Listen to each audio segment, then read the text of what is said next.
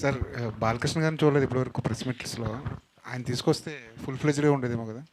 బాలకృష్ణ గారు నిన్న నైటే ల్యాండ్ అయ్యారండి, కొంచెం జెట్ లాగ్ ఉంది. రేపు నుంచి ప్రమోషన్స్లో పార్టిసిపేట్ చేస్తారు.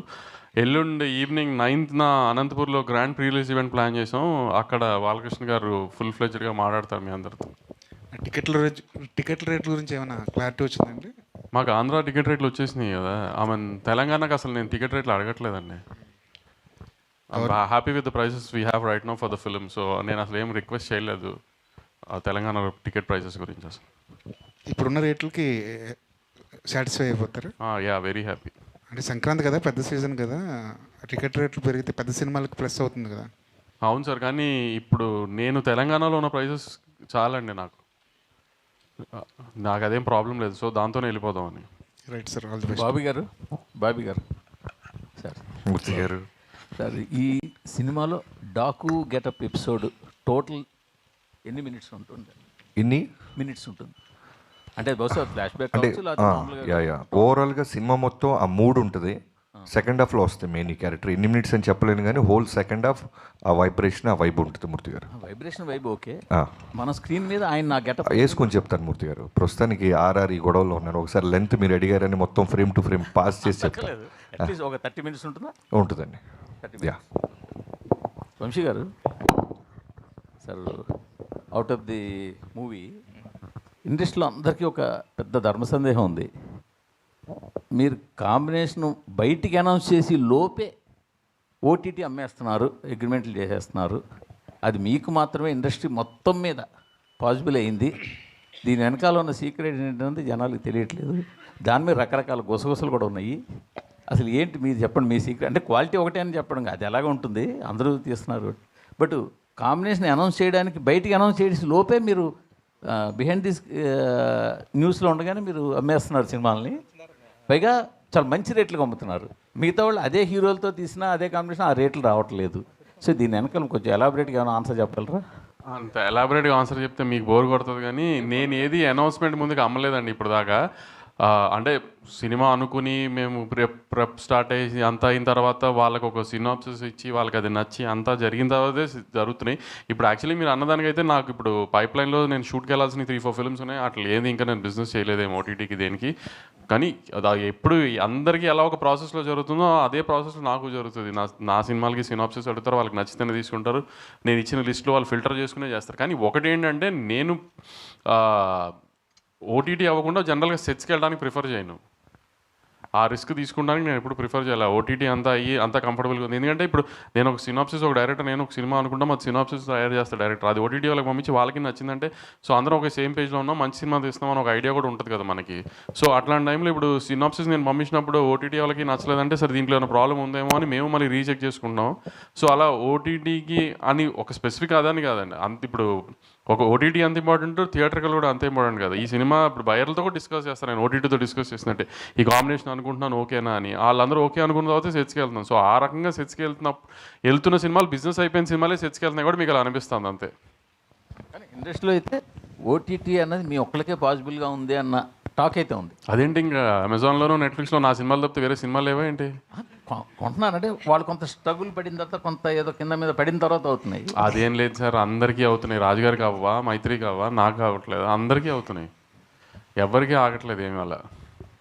బాబీ గారు, నాగవంశీ గారు, బాబీ గారు ఇక్కడ బాలయ్య గారి వైబ్ ఎలా ఉంటుందో తెలుసు. ఒక 10 నిమిషాల ముందు మూస్తే ఏ పబ్కి వెళ్ళినా వినపడుతుంది. మరి యూఎస్లో బాలయ్య గారి వైబ్ మీరు ఎక్స్పీరియన్స్ చేశారు కదా, ఎలా అనిపించింది ఆ వైబ్?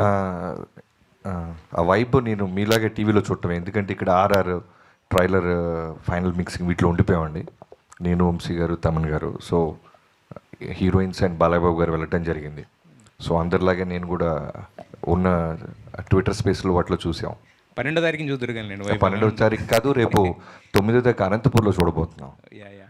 అయితే యాక్చువల్గా సెకండ్ హాఫ్ అంటే దీంట్లో డాకు అనే క్యారెక్టర్ ఏదైతే ఉందో కొంచెం మీరు షూట్ చేసిన ఎపిసోడ్స్ అదంతా కూడా అంటే అది ఏ ప్రాంతం అదేంటే అది ఒక జస్ట్ ఒక కల్పిత ప్రాంతమా లేదంటే కొంచెం నేటివిటీకి దూరంగా ఉన్నట్టు అనిపిస్తుంది దాని మీద క్లారిటీ. అంటే మన నేటివిటీలో ఉండేలాగా, అంటే లొకేషన్ అవుట్డోర్ లాగా వేరే నార్త్ లాగా ఉంటుంది కానీ బట్ మన నేటివిటీ ఎమోషన్సే ఉంటాయి ఫర్ షూర్.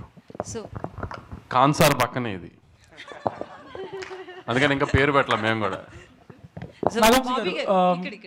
బాబీ గారు సో అయితే దబిడి దిబిడి సాంగ్లో బాలయ్య గారి స్టెప్స్ బాలయ్య గారి ఇమేజ్కి తగ్గట్లు లేవు, అవి కొంచెం ఓవర్ డోస్ అయ్యింది అని ట్రోల్స్ చూస్తున్నాము.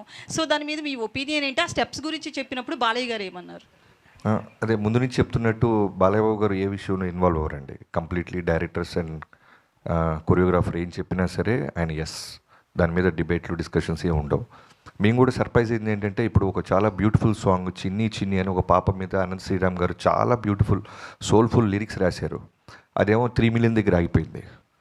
ఇదేమో ట్రోల్స్ అంటారు 14 మిలియన్ అయింది, ఇంకా పోతానే ఉంది అన్న, సూపర్ అన్న, ఎప్పుడు వస్తుందన్న, దబిడి దిబుడు అని నన్ను డ్యాక్ చేస్తున్నారు. ఫస్ట్ 2 డేస్ మాత్రం సర్ప్రైజ్ అయ్యారు. దానికి కారణం కూడా ఏంటంటే మా ఇనీషియల్ నుంచి మా అప్రోచ్ ఎలా ఉందంటే మేము ముందు నుంచి చెప్తున్నట్టు ఇది బాలయ్యబాబు గారి సినిమాలకి కొంచెం భిన్నంగా డిఫరెంట్గా ట్రై చేస్తున్నామని చెప్పాం. Looks wise and presentation, promos, గ్లిమ్స్లు, ట్రైలర్ అన్నీ కూడా రెగ్యులర్. ఇప్పుడు ఇన్ఫ్యాక్ట్ మొన్న ట్రైలర్ వచ్చింది, మేము వాంటెడ్గా బాలయ్యబాబు గారు ట్రైలర్ అనగానే వన్లైనర్స్ ఒక 5-6 డజన్లు వేసేసి చెప్పడం చూసేసాం. ఒకసారి ట్రై చేద్దాం, ఎందుకంటే బాలయ్యబాబు గారు మనం ఏం చెప్పినా వింటున్నారు, అలానే ఆయన ఫ్యాన్స్ కూడా మనం ఏం రిలీజ్ చేసినా అప్రిషియేట్ చేస్తున్నారు. వై కాంట్ వి ట్రై అని డైలాగులు లేకుండా మిగతా ఉన్న పక్కన సపోర్టింగ్ వాళ్ళ ద్వారా ఎలివేషన్ ఇచ్చుకుంటూ 2 డైలాగులు ఉంటాయి, ఒకటి నానాజీ, 2 మైకిల్ జాక్సన్. సో దాని రెస్పాన్స్ చూసిన తర్వాత మాకు విపరీతమైన కాన్ఫిడెన్స్ వచ్చింది. సో మేబీ మేము అలా క్లాసిక్ టచ్ ఇస్తూ వెళ్తూ దబిడి దిబిడి వచ్చేసరికి కొంచెం డైజెస్ట్ అవ్వడానికి టైం పట్టింది చాలామందికి. మేము ఫస్టే డాకు మహారాజ్ టైటిల్ వేసిన రోజు ఇది వేసేస్తుంటే సెట్ అయిపోయేవాళ్ళు. మేబీ దానికి కూడా ఒక క్లాస్ అప్రోచ్ వెళ్తూ టక్మని ఒక ఓరమాస్ స్టెప్స్ వచ్చేసరికి టైం పట్టింది. మేబీ అదే ఉంటుంది. నాగవంశీ గారు అయితే థియేటర్స్ విషయంలో అంటే దిల్ రాజు గారివి 2 సినిమాలు, మధ్యలో మీది ఒక సినిమా.